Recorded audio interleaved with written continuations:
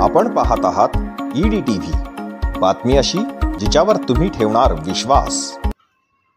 Jalna police दलातील 125 पदांसाठी आज भरतीला सुरुवात झाली। 125 पदांसाठी 6978 उमेदवारांनी अर्ज केलेले आहेत। दरम्यान आज भरतीच्या पहिल्या दिवशी जिल्हा प्रशासनाने 800 उमेदवारांना बोलवले होते। त्यापैकी 536 उमेदवार आज शारीरिक चाचणीसाठी उपस्थित राहिले।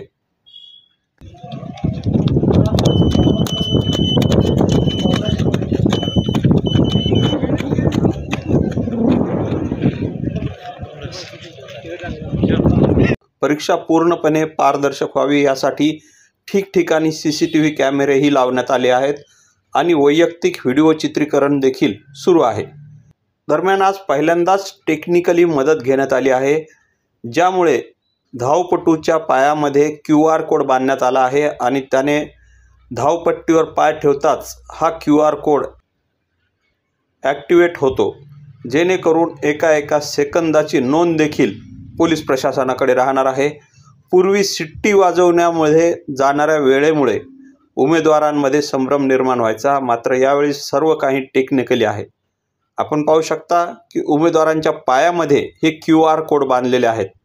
ज्यावेळेस हा पाय धावपट्टीवर म्हणजेच त्या QR कोडच्या खाली टाकलेल्या पट्टीवर पडतो, त्यावेळेस त्याची मोजणी सुरू होते। या सर्व प्रकारावर पोलीस अधीक्षक अजय कुमार बंसल हे स्वतः लक्ष ठेवून आहेत। तसेच आज झालेल्या या पोलीस भरतीबद्दलही त्यांनी सविस्तर माहिती दिलेली आहे। आज 19 तारीखपासून सुरुवात झाली आहे। आजच्या दिवशी आम्ही 800 कॅन्डिडेट्सला बोलवला होता। 536 कॅन्डिडेट आज हजर राहिलेले आहे भरतीसाठी आणि या भरतीची प्रक्रिया खूप व्यवस्थित पद्धतीने आतापर्यंत पार पडलेली आहे। शेवटचा टप्पा अजून सुरू आहे। पूर्णपणे आम्ही टेक्नॉलॉजीचा वापर करून याच्यामध्ये 100% ट्रान्सपरन्सी कसे राहील, प्रत्येक इव्हेंट प्रत्येक ठिकाणी CCTV कॅमेरा व्हिडिओ कॅमेराच्या मदतीने केलेला आहे आणि एकदम व्यवस्थित पद्धतीने आणि ट्रान्सफर पद्धतीने ही सगळी भरती प्रक्रिया पुढे पण पाडली जाणार आहे। सर्व कॅन्डिडेट्सला जर कोणी काही ऑब्जेक्शन रेज केला आहे तर त्याचा अपील घेऊन त्याच्या सर्वांची अडचण सॉल्व्ह करण्याचा पण इकडे प्रयत्न केलेला आहे आणि पुढे पण असंच पुढचे 8-9 दिवसातून चालणारे याच पद्धतीने घेणार आहे।